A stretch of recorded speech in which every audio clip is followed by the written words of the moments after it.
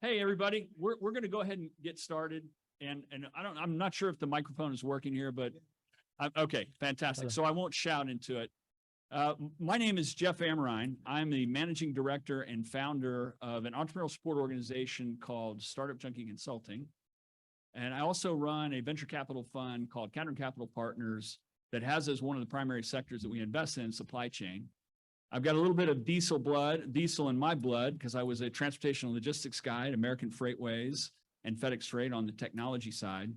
And back in the 90s, actually helped build satellite communication systems that were used for freight tracking, driver communications, et cetera. So I'm really pleased to be here as part of this disruptive and emerging technologies panel. I think you've already heard some fantastic things from the keynote speakers this morning about what they see in terms of the trends and how things are going. And what we're going to talk about today with these thought leaders are from the different aspects of what they see in terms of new technologies, new platforms. We're also going to get some financial perspective. So what we're going to do without further ado is I'm going to have each of the panelists give a 1 to 2 minute introduction of who they are and what they do, and then we'll proceed into some of the questions. So thanks. It looks like a packed room. I'm really glad you're here, and we'll start off with you, please. Right. First of all, can everybody hear me okay? Right. Nice to see a full room and more importantly, a big crowd this morning. My name is Manju Devadas. I'm the founder CEO of Pluto 7. What we do is we work with customers in their data transformation journey. And that means different things for different customers. So essentially finding more insights from data and applying various technologies like machine learning, AI. And we work with large partners like Google is our primary partner, but we also work with companies like Microsoft, SAP, Informatica, and a series of them, because no one customer owns a single technology to solve the supply chain data problem. While we do that, in my daily job, it's a fun job, and my employees reflect this as well. We get to talk to customers around the world in implementing and solving supply chain factory automation problems using AI and data, and be it finding defects or getting insights from the sensors, robots, or even how humans make decisions in their head using Excel, extracting data, and all of those above, right? And these are companies, these are the top 25, Gartner top 25 to the SMBs. So we work with a variety of customers. So it's definitely a fun job to be solving these problems during these extraordinary times. The world shifted and the customer expectations changed, which means your marketing and supply chain have to work with data being your glue more closer than ever before. Let me pass it on to TJ. Yeah. Sorry, I got lost. No, I don't know what the question is. What's the question? This is an example of just in time logistics. Made it there within the window. So TJ, introduce yourself and talk a little bit about your company. Yeah. Well, hi everybody. My name is TJ. I am the CEO and co-founder of a company called Supplypike. We're a software company. You're a few years old, but we've had a lot of success. We've raised about 40 million in venture funding so far. What we do is we work with brands like, people like Keurig Dr. Pepper, Johnson & Johnson. They're all our customers. We connect into their supply chain. So we connect with all their carriers, their warehouses, their retailers, and we sort of suck in all the data into our data warehouse. We harmonize the data, and then we find inefficiencies. So like, where are they losing money? Are they getting paid for all the products they shipped? Is there more opportunities for them to sell more? So those are some of at a super high level, those are some of the analytics and sort of decision support stuff that we provide. But yeah, that's short intro. Very good. Very good. Grant. Hello, my name is Grant Langston. I'm the CEO of Warehouse Exchange. Warehouse Exchange is a marketplace for warehouse space. Kind of an Airbnb for warehouse space. And so companies who have space, sometimes it's space they don't even think of as having value, 10, 20, 30, 40,000 square feet that they have for 6 months or a year or 2 years. I think conventional wisdom is you can't do much with that space. We have a system for matching them with demand that wants that space. And so I came to the company in January of 2020. We had one warehouse in Santa Ana and 4 tenants. And today we've got about 200 warehouses around the country. And of course, that's possible because it's an asset light model. Much like Airbnb, people bring their space to us. We put it on the platform. We monetize it for them. We take a commission from that. So it's a very easy business to scale up. I'm an old marketplace guy. I was one of the first employees of an online dating company called eHarmony and eventually sort of rose myself through that. You graduated to supply chain. From the sexiest business in the world to maybe the least sexiest business, I don't know. But underneath the hood, it's the same business. That's, I think, the thing that's kind of remarkable. You're matching people, you're helping facilitate relationships. They go off and have those relationships. There's a recurring revenue element. It's rent on one side, it's subscription on the other side, but it's really the same kind of business. And, you know, it's something that one thing that is true for me, because I did not grow up in supply chain, I kind of come to this whole world with a different perspective or maybe a fresh set of eyes. So I'm here to learn a lot, but maybe I can share a few unusual insights too. Fantastic. Lance. Grant softballed me. My name is Lance Pshigoda. I'm the vice president of sales for a company that literally copied eHarmony. So I work for Drive My Way. We are a human capital management platform that essentially marries the truck drivers across America and the type of assessment profiles, the type of career choices they want to make to open job requisition of carriers all across the market space. It's very unique in that the drivers are treated like consumers instead of like numbers or basically just leads into carriers' portfolios. We built the entire system to protect and shroud the driver's data. Little background on me, I've spent the last 22 years in just about every aspect of human capital management in trucking. I told Jeff, don't ask me anything that's not trucking related. But essentially, whether it's safety positions, whether it's the onboarding, the recruiting, whether or not it is how tech is actually changing the landscape of getting drivers paired with the companies themselves. There's a massive driver shortage across America. And we're doing everything in our power to kind of make driving sexy again and look at it as a potential career path for, you know, graduates of high schools, colleges, and so on. Very good. Madhav? Madhav Goparaju, nice to see everybody here today. I work for Bank of America within our global transaction services business. And within that, I work for our global trade and supply chain finance business. So basically what we do is we provide working capital financing for a very large, corporates worldwide, middle market customers, small, medium enterprises, financial institutions. We're probably one of the biggest providers globally. We operate in more than 38 to 40 countries, providing the financing side of the business. And my role at the bank and within the group is, I recently joined to lead sort of front to back digital transformation of this business. And we look at it, from 3 different angles. So at the end of the day, from a bank perspective, our goal is to, make better credit decisionings, provide the, financing for unlocking working capital that's stuck in the supply chains. And how do we make the connectivity with the corporates, much more frictionless, if you will. And so we are dealing at the tail end. The holy grail for us is really to bring the financial supply chain and the physical supply chain data really together. And so we are obviously, very keen to ensure that the supply chains have all of the disruptive technologies sort of matured and implemented so we can consume the digital data that comes at the back end of that so that we can then provide the financing that's needed. My background is both banking and consulting. I recently joined the bank from McKinsey. I used to run the McKinsey North American commercial payments business. And so in both my banking and consulting background, I've had the honor to work with many corporate customers, banks, fintechs, private equity, all the folks that typically are part of this ecosystem, providing liquidity, financing, technology in various forms. So really excited to be here today. Fantastic. It's my first time attending this, so looking forward to it. Yeah, fantastic. Well, listen, we're gonna stay with you, Madhav, on this particular one, and this is a question I'm gonna ask all of the panelists. And we've heard a lot of kind of good setup and prep for this question that's coming this morning from the keynotes.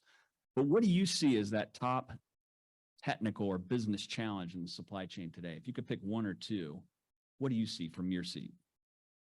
I think there's like 3 or 4. Okay. I'm gonna stick with one.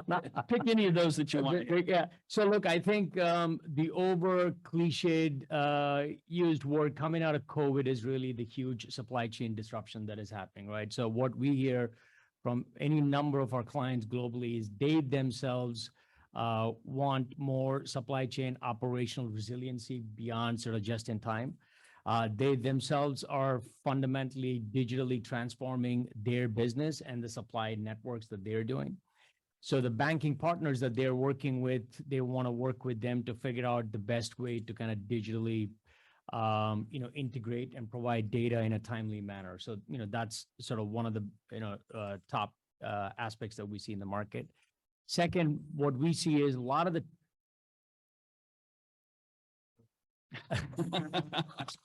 I thought that was an echo of my voice. So. I'm glad this is being recorded, so that's good. Keep going. We'll have it for posterity. I completely threw you off there. The second thing that I would say, what we're seeing is a lot of these emerging technologies, they have matured. So whether that is artificial intelligence, whether that is blockchain, a lot of these things that we're actually seeing more commercial adoption of that. So that will help benefit us from basically, be able to better make sort of credit decisionings and help unlock sort of the working capital that we're talking about. And from our perspective, obviously, the more data we talk about, the more digital it is, cybersecurity and resiliency become a big component in how we protect that connectivity with our customers, right? So I would say are kind of the top 3 things.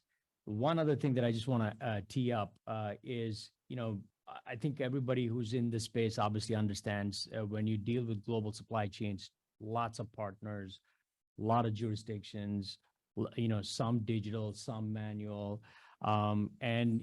Banks, as we have, worked with many individual corporates, we've tried to tackle these sort of individually, but what we see a big trend in the market is really around how do we coalesce around an ecosystem and different players, whoever are, that they have core competency in that piece coming together to solve the industry problems, especially coming out of COVID and the rapid innovation that has to happen to meet the demand. So hopefully that helps you. No, that's great. I mean, we're off to a good start. And so Lance, I'm going to pick on you a little bit now. And so if you don't mind, we think about it from the standpoint of the talent and driver pool and some of that. Elaborate more on that as a challenge. And there may be other things you want to hit on as well. Yeah, I mean, to Madhav's point, most organizations now are seeing that AI and kind of embracing that technology from, this is the direction we're going as an organization, but they've created almost a jump growth delta.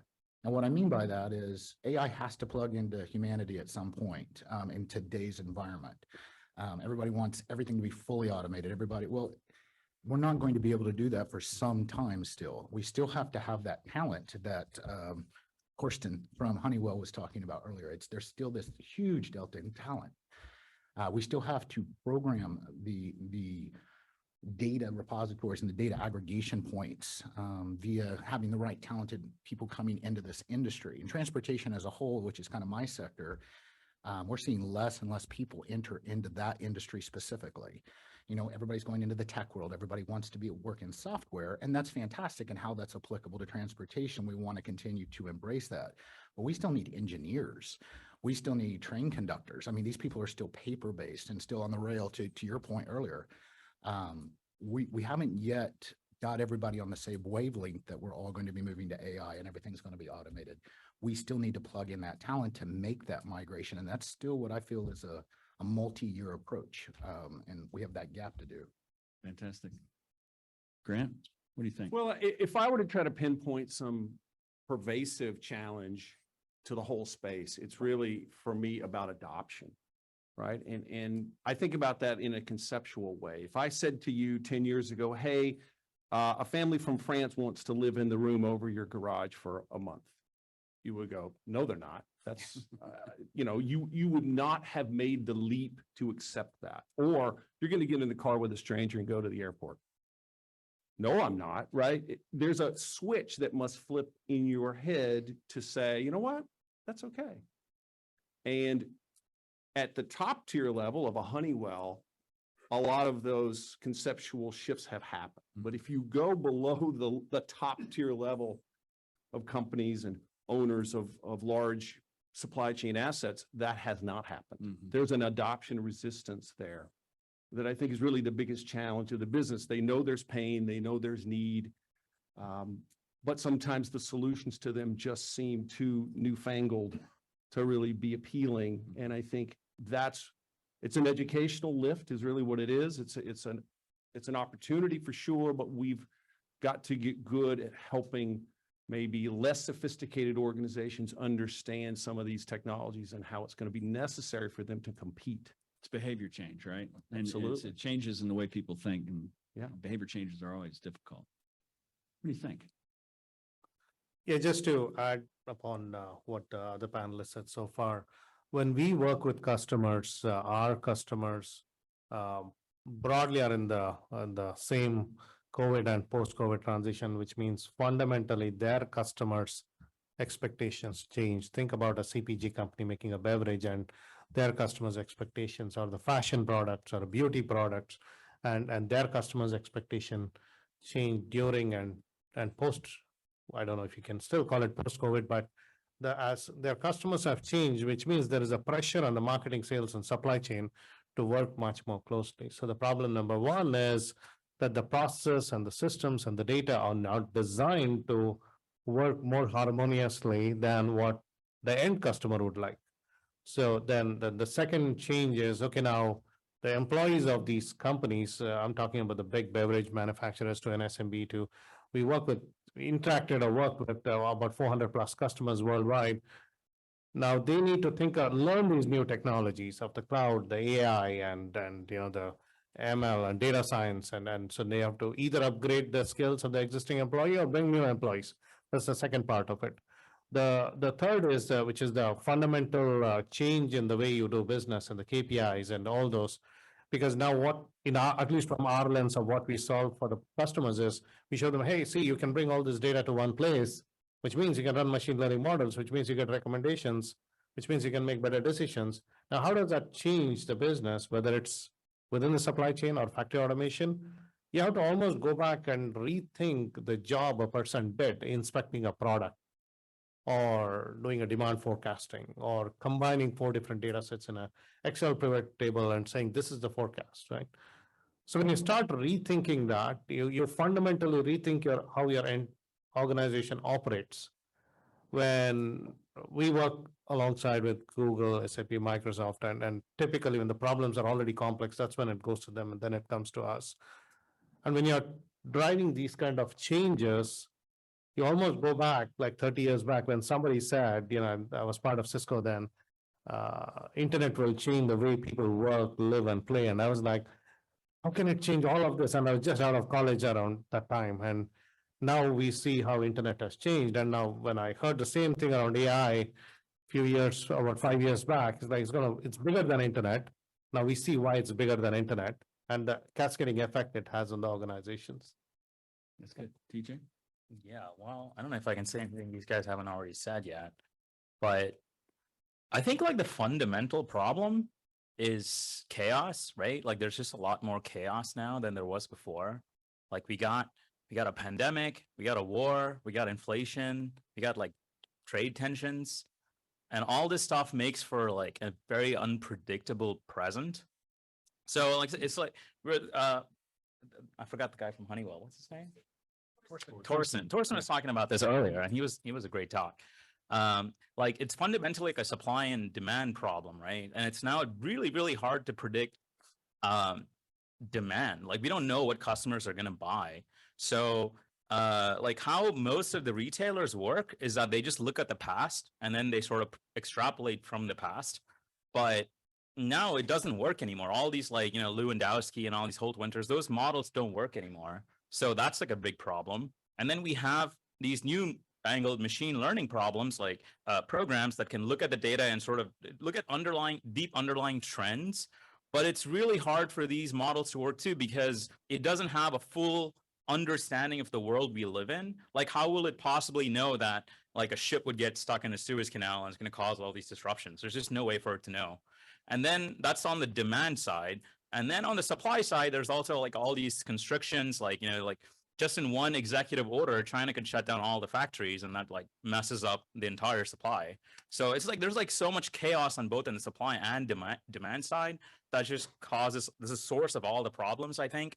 Well, what is the solution? I think these guys already talked about it. It's like making more resiliency, just in time. Definitely machine learning, all that stuff will help. But I think it's just the world we live in is just way more unpredictable and chaotic, I think. I think that's like, the high order bit. Yeah, no, it's good. I mean, just some observations from what we talked about this morning and what we've heard is, if you take a long perspective on the last 30 to 40 years, in technology, you've seen this pathway go from centralization to decentralization or federated models and back again in many different ways. As we think about network topology and network availability, you try to build systems that have no single point of failure. We didn't seem to apply the same logic to supply chain. We had single point of failure on manufacturing sources. We had single point of failure on ocean freight. We have single point of failure on the rails.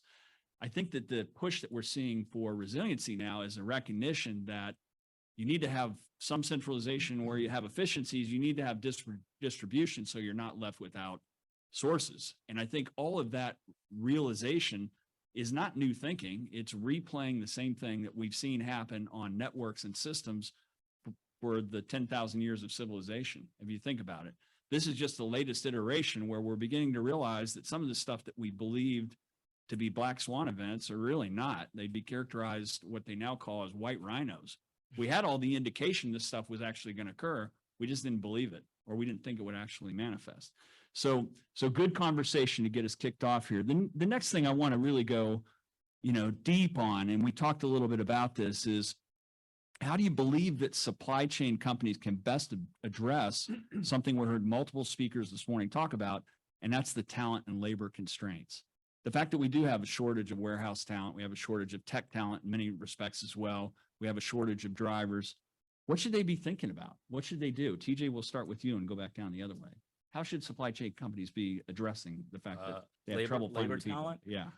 Well, it's Econ 101, right? It's like price and quantity. They're like inverse slopes. So if you want to find people, you just pay them more.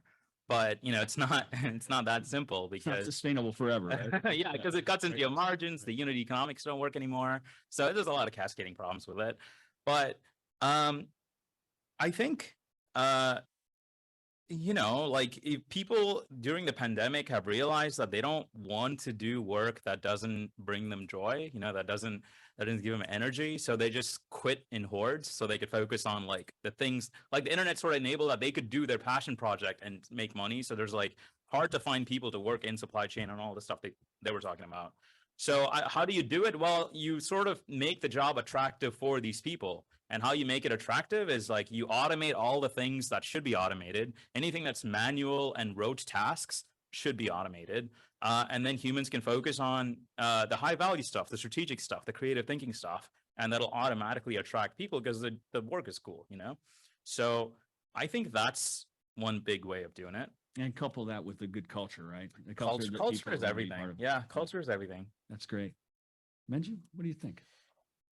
Yeah, if I look at the labor shortage and relate to my own career, when I started my career in Silicon Valley, one of the first month when I met there, and I was like, okay, we're going to do a lot of cool things with supply chain. And what I was told is, we don't manufacturing anything here. We only do design, and we give it to somewhere in Asia, and don't worry about it, it'll get done. And it was all about cost optimization, scale, and things like that. So it's like, okay, that makes sense. So, and that was the norm that was set. Supply chain is a musical harmony, you're all part of it. Now that was the norm set, Flextronics, and there's a lot of companies that got established with very seasoned. When the world changed, but in this 20 years, manufacturing and supply chain was not the most interesting and the most high visibility job in the last 2 decades, right? But what I took out of that is the forecasting is a complex problem. It's a mathematically and technologically intense problem. That just cannot be outsourced, right? And it will never get outsourced because that's core to the company. But now when you start looking at when the world changed and suddenly you have geopolitical tension with Taiwan and all those, and just one chip manufacturer controls like 60% of the market, and now suddenly you can't ship cars, and now your whole economic power of a country starts getting questioned. Now the conversations are shifting into we need to redesign the supply chain network, we need to robotize it, or whatever, all these automation that needs to happen. We, at least I can talk in the context of US, we systematically introduced the problem over 3 decades. Now we systematically unwind some of them and again redefine this to maintain the, whether it's a trade balance or even control of a company's stock valuation, because now supply chain has become a center stage. If you open CNBC and listen to just 20 minutes every day, you will hear supply chain at least 3 times. And enough companies have lost their money because of supply chain. Now, if all of this was happening in the last 12 months, why is it taking so long to bring people and hire and all those? Because what we have done has taken 2 decades, and we can't expect to fix in 1 decade. Labor is the one which takes the longest to train and bring people to first understand what we are dealing with, right? And then it's going to take a couple of years. Very good. Yeah. Grant? Well, I like to steal ideas whenever I can so that I don't have to think them up myself. So my approach to this problem is to look at the companies that don't have any problem attracting talent. What do? Right? I have a lot of friends that work at Apple and Google and companies like that. They have no problem attracting the people they want. And in some cases, some of these companies don't even pay top dollar, but they do a few things that I think can be replicated. Number one, they're on college campuses. They are actively searching skilled talent before they're in the market. And sometimes that's as simple as showing up at job fairs. Sometimes it's requires an investment of some sort to sort of be in the campus life. But you got to get these kids before they're out in the marketplace if you really want an advantage. The second thing I would say, though, is probably more important, and that is you have to inspire people somehow. The days of people taking jobs because they're desperate, those are gone, at least for now. And so you've got to build a work environment that through some mechanism connects with people as a human being. You want a mission that people can rally behind. Absolutely. Even if you have to make it up, you've gotta have a mission. Everything's made up. And, it will start off perhaps on a piece of paper, but eventually it's in people's minds and hearts. And if you lead it from the top, if you use it from the top, it will start to mean something Sure. to people. And so Genuine and authentic, right? that's absolutely the only way that I see you can compete, especially if you don't have the biggest brand or the biggest name. And I think about a company like Walt Disney, the Walt Disney Company, who infamously underpays people. I'm sorry if there's anyone here from Disney. Infamously underpays, but people really want to work there because they know there's a quality of management that they want to be next to. And I think that's the last piece of this. If you run a tight ship and you inspire people and you get to them early, I think you're going to have your best shot at getting the best talent. That's great. And Lance, talk a little bit about what role technology can play in addressing the talent or the labor. How do you, maybe sometimes it's alignment. So talk a little bit about that. It definitely is. I mean, one of the things we're understanding is turnovers at an all-time high, specifically on the logistics side. Truck drivers, for instance, are staying in their jobs an average of 5.6 months before they're transitioning onto the next deal. They don't even get their bonus typically, their sign-on bonus until 6 months. They're not even waiting to bring that into their, in their payroll. They're just looking for the next exit, looking for the next potential opportunity. So what I look at is, to Grant's point, actually, is how do we talk to the blue collar labor force, and how do we make it exciting for them to engage in their own career trajectory? And how do we help them seamlessly find the perfect role for them? What does that look like? So our technology actually does things similar. So I don't want to softball myself a little bit, but essentially it is looking at what are the people's personal preferences? What are they wanting to accomplish?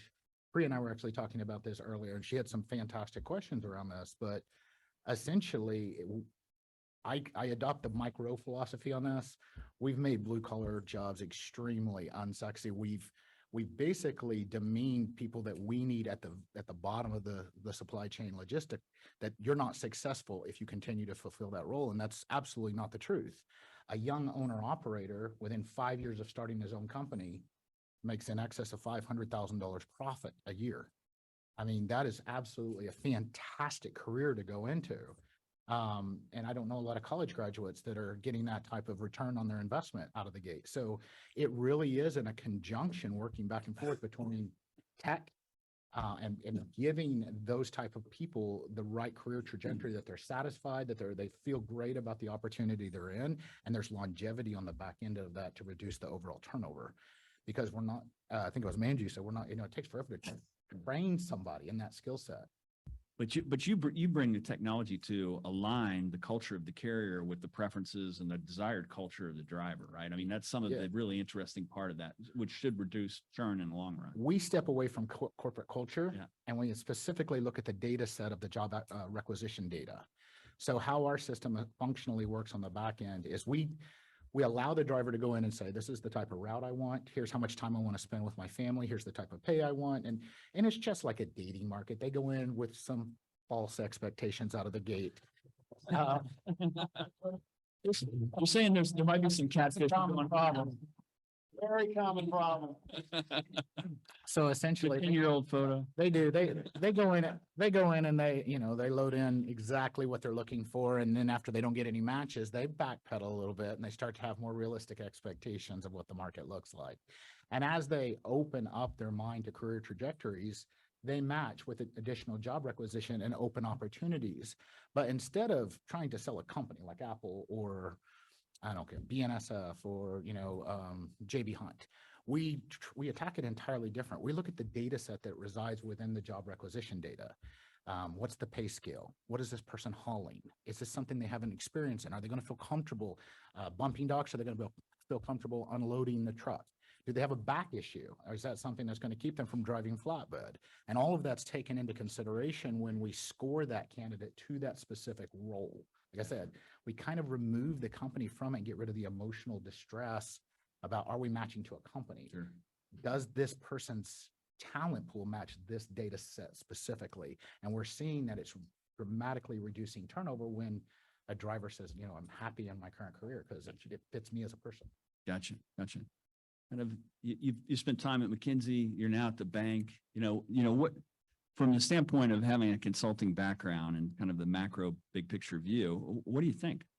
So I'm going to take a different view, because where we sit in the bank, I see two sides, right? So one is our payments business, very sexy because very digital, innovation happening at such a fast pace, easy to attract talent, right? And then we have the whole business that's relying on sort of supply chain and trade in general, steeped in paper, right? It's so anybody you attract to this business, it's like you're kind of handing them with sort of old technology. So all of the things that we're talking about here, we see that at the tail end of this, right? Because the payment is the end transaction of sort of what happens from the beginning of the supply chain cycle. So to me, for us to really attract talent, other than obviously, I'm not talking about the broad bank level where we attract a lot of talent coming into the bank.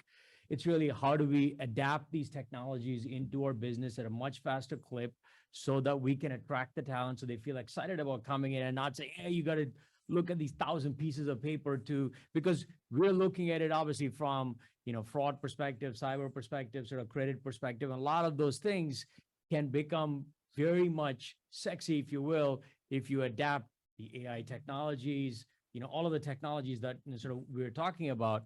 And the other challenge that, we see, and I think Grant's the one who mentioned it, we'll never get to a world in the short term for these global supply chains where you're going to have everything all singing digital through the entire chain. Mm-hmm. So you have to have a solution that takes a hybrid approach, but it kind of takes everybody along on this digital ride, if you will, right? So the fundamental shift, for us as we think about sort of these solutions, and which ties back to sort of attracting talent, is how can we partner with technology providers to then adapt and come up with hybrid solutions that take these supply chains that might be manual in nature and those that are fully digital in nature. So we see, talking about the macro picture, you are going to see, some economies in the world that are much more natively digital, some that are going to be somewhere in between, and some that are going to be, a lot more paper intensive. But if you think about global supply chains, and if we want to unlock the trapped working capital and really unleash global trade, you have to address these, parts of the supply chain that are steeped in paper. Otherwise, you're going to continue to have conversations that says there's 4 trillion, 5 trillion worth of untapped working capital. But if you don't have, sort of these hybrid solutions, we're never going to get past that, right? I mean, so it's a long-winded answer, Jeff, but there's a lot of things that are playing into the human capital piece from. So and I'm gonna stay with you because you touched on a couple of things here. I'm gonna set this up a little bit. So we heard the executive leadership from Honeywell. We heard Torsten say, for this piece, we had to invent it ourselves because there was no platform provider out there that could provide the glue logic that we really needed to tie all these pieces together. That's not inconsistent with my own experience. When I was at American Freightways, we had to invent a lot of stuff in our own transportation management system because at the time, and in pickup delivery, it just didn't exist. So the setup to this question is, as there's people in the audience that are supply chain participants that are looking to make an enterprise decision around make versus buy, what kind of advice would you give them when they look at some of these disruptive technologies about what to implement, how to go about the process? I'd be interested in your perspective on Yeah. So one of the interesting journeys that we've been on, and part of my role at the bank right now is, historically large banks like ourselves have been much more around sort of build mode, right? But the innovation is going at a much faster clip, and we can't just build our way of all of these things. And especially for trade and supply chain, generally, the components of the innovation, you really need an ecosystem to really take advantage of it. So we're looking at it as a financial institution, what we bring to the table is really our client relationships, credit, all the things that we are really good at, right? So we're not really good at continually building AI type technology, that infuses that supply chain. So my point is, we're looking at the supply chain from procure to pay. There might be 4 or 5 components that would then unleash, sort of the financing capability. And we shouldn't be building all of that technologies, right? So we want to partner with product partners, other infrastructure partners, but we don't necessarily need to build, but we buy and we stitch that together to really take the power, because that also helps us get through this innovation cycle in a much faster clip. Because, for the other thing is, we're a large institution. So even if you bring a fintech in, they get ground into our big mega process as a very large institution. So it's not a straight answer as either you build or you buy, right? It's somewhere kind of, again, a hybrid approach.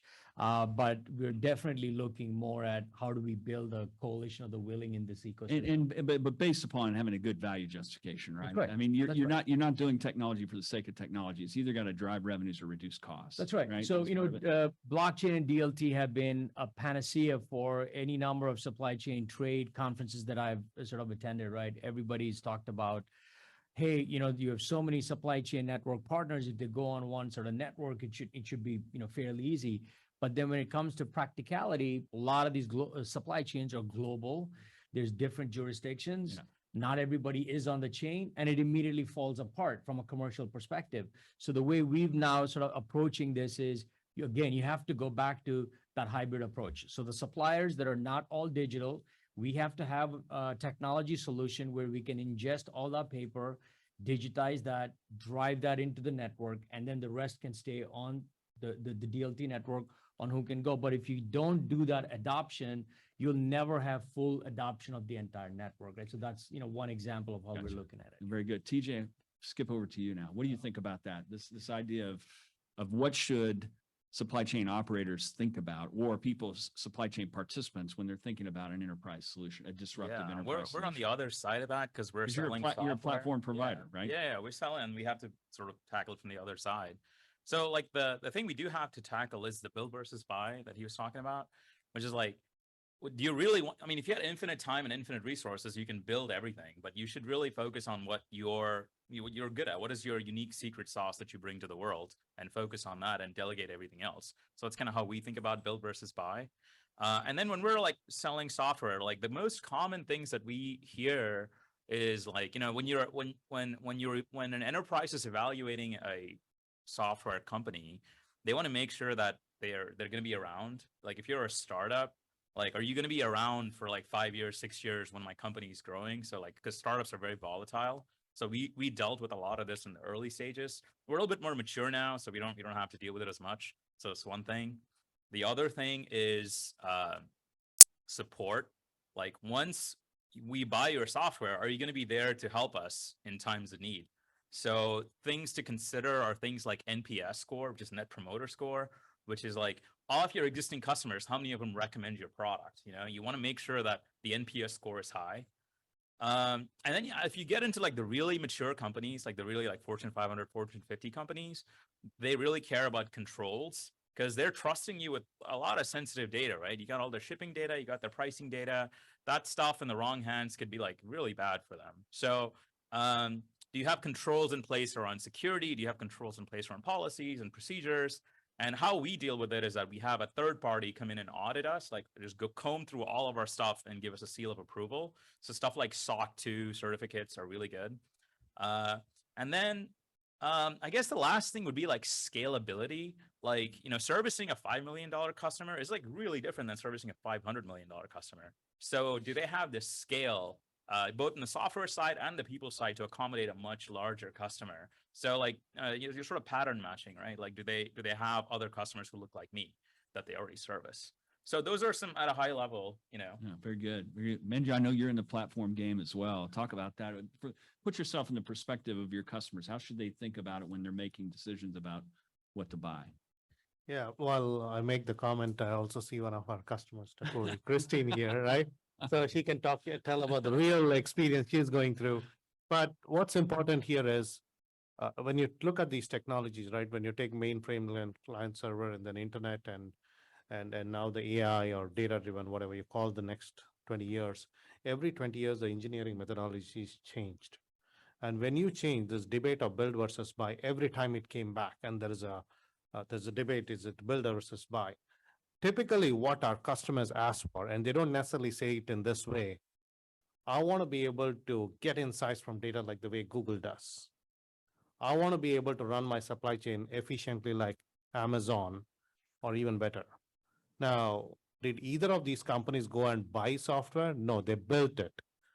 That doesn't mean should everybody be building what they did? No, not necessarily. So it's this in-between solutions is where we fit in, right?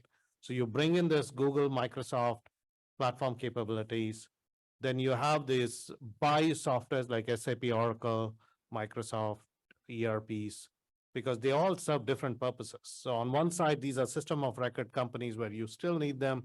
ERPs are not going away. You know, it can take different shapes, or when many enterprises, it'll take many decades for it to even go away in any form. On the other side, you have these new generation technologies of machine learning, AI.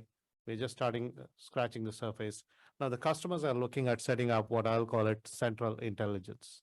They're institutionalizing their knowledge.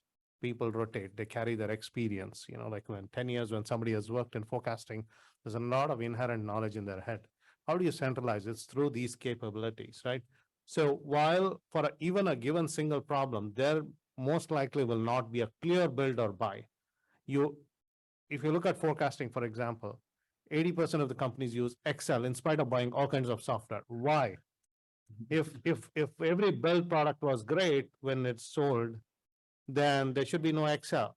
But Excel is the closest to human mind in making decisions. I know Excel has a lot of bad representation, but that's the reality. People it's flexible. They can drag and drop, and they can create a pivot table. They have to make decisions.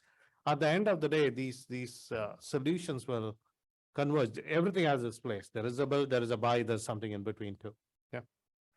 And I'm going to redirect you here a little bit, just because in the interest of time here. So Grant, both you and Lance have companies that have two-sided marketplaces. Right. And talk a little bit about the challenges of from a technology standpoint, of building a successful two-sided market? What's it take to do that? Well, in most every marketplace I've ever heard of, there's a constrained side and there's a frothy side. And so you better figure out what that is fast. In our case, the demand is frothy. I mean, I don't have to do anything to find people that need warehouse space. In almost every part of the country, it's just amazing because it's hard for them to get what they need. People don't want them to work in the warehouse. People don't want to lease some 5,000 square feet for 6 months. That side's no problem. So you then come to what is my value prop to the side that is constrained. And, you know, in our case, we're able to hone that down to a pretty tight 3 or 4 sentences. We're going to fill it faster than anyone else. We're going to give you 30 to 60% over the market rate. And we're going to give you flexibility if you want to do something different with it in a year or 6 months or 3 years or whatever. So these are not things they can get from other providers of demand. Leases are long-term, leases are whole building, leases are by nature sold at the market rate. And so it's really just an exercise of talking to people. I mean, almost every question we've talked about today, part of my answer is, well, you got to sit with your customers and talk to them. You got to take them to coffee. You got to go drink a beer with your customers and say, what do you need? What's not working? If I twisted this 30 degrees this way, would that work better? And I think in a marketplace where you're really just making matches all day, that's what we did at eHarmony. That's what we're doing at Warehouse Exchange, is learning how to make people happier through compatibility. That's great. Yeah. Lance? I think from our standpoint, it was just more of a race to critical mass. And what I mean by that is there's a tipping point where the value proposition of what you're leveraging between the two different sides of the marketplace is actually acceptable by the end user client. So in our case, we were faced with 2 objectives. The first one was to engage with the drivers as a potential customer and talk to them about, you know, are you getting the most out of your career? What would you like to see differently? And really build the software to acquiesce to that type of model. And then get them to sign up in a high enough, you know, or at a frequent enough rate that our end user carrier said, all right, I now want to work with you because you have enough drivers out there that we can engage with you. On the other side, it's very chicken and egg. I mean, it's an age-old scenario.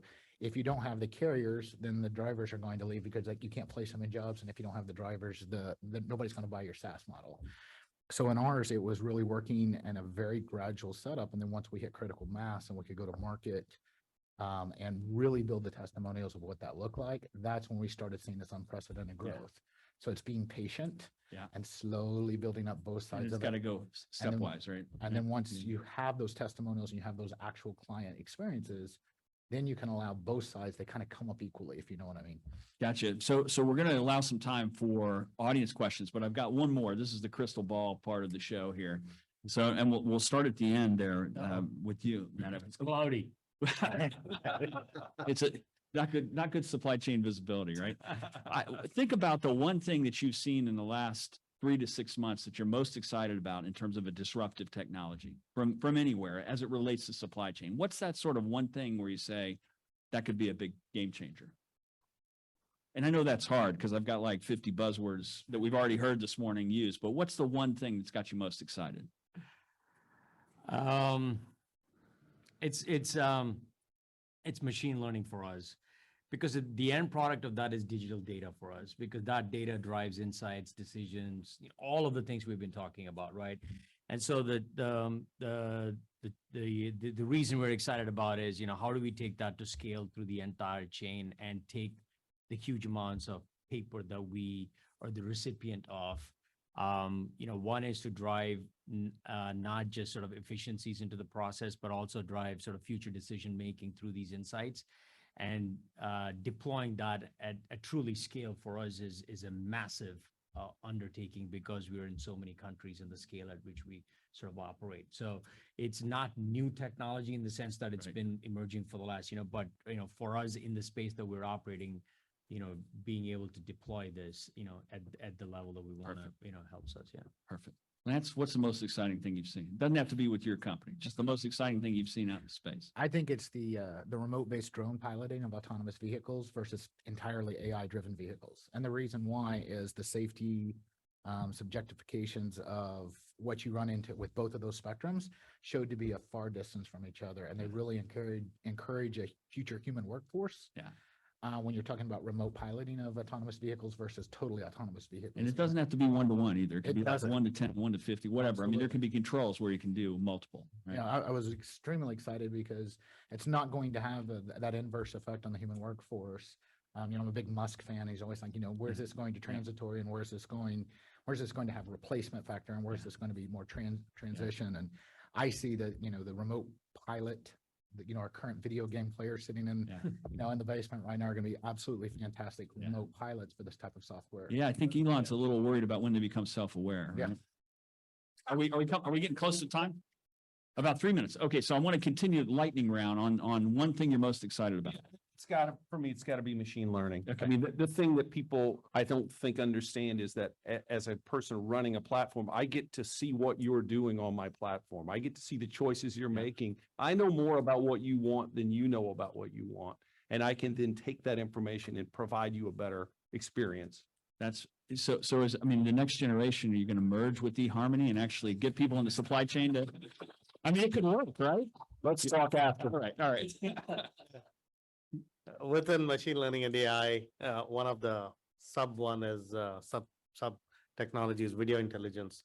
We have seen this work in factories where think of videos as a series of images and at every image you're classifying or making a time series decisions.